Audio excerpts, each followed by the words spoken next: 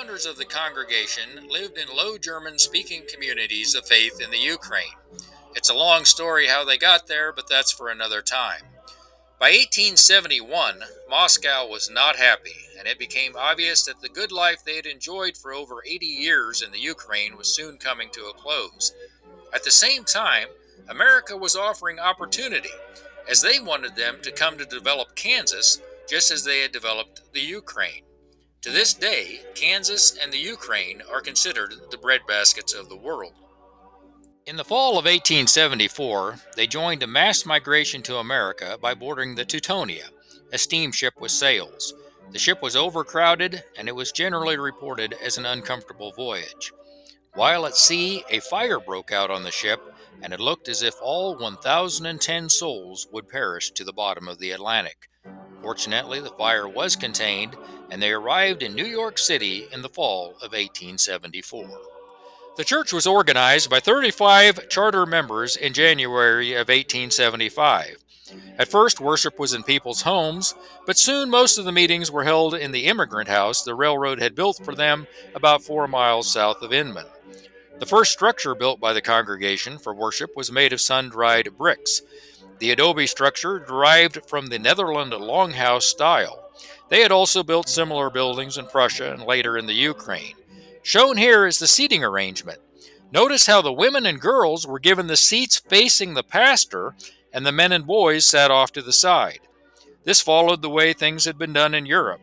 In Europe, when they built a 2-story, large structure, the women and girls were given the best seats on the main level, and the men and boys sat up in the balcony. I think that was just so the men could take a Sunday morning nap.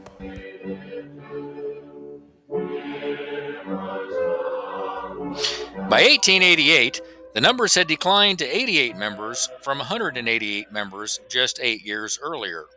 Amongst the 35 charter members, at least 4 different churches in the Ukraine were represented. Very quickly, that number jumps up to 7. They had some differences. They had some arguments on how baptism should be done, how church should be done, probably a few that didn't get written down.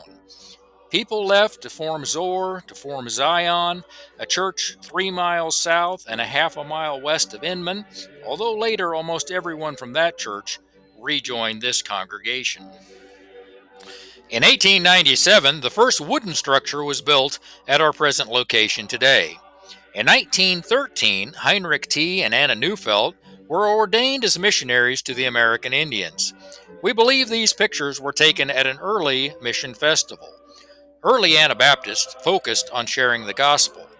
However, one of the greatest tragedies of our forefathers in Russia was the fact that they were largely content to live in their communities, in their colonies, in their settlements, without very serious concern to witness to those many about them who knew not Christ. The American government never promised them an exemption from military service like Catherine the Great had granted them when they first moved to the Ukraine, but they decided to come here anyway. The first real conflict with the government was during World War I. 7 young men from this congregation were drafted and could not reconcile loving your enemies while simultaneously trying to kill them. Because of their refusal to take up arms, they were not treated well at Camp Funston. Abe F. Neufeld and John Neufeld were sent to an out-of-state work camp. They were eventually court-martialed. Both were sent to the penitentiary in Leavenworth. Abe received a 5-year sentence, and John received a 15-year sentence.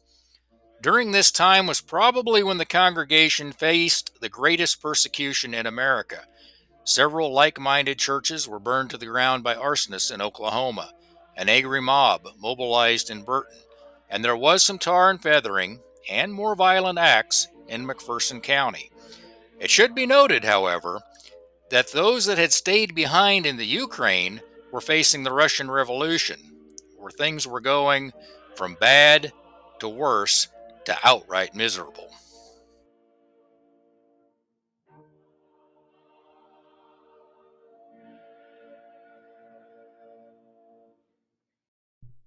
We have come a long ways because we emphasize that the Church of Jesus Christ is a body, is a fellowship, rather than a church name by which we live.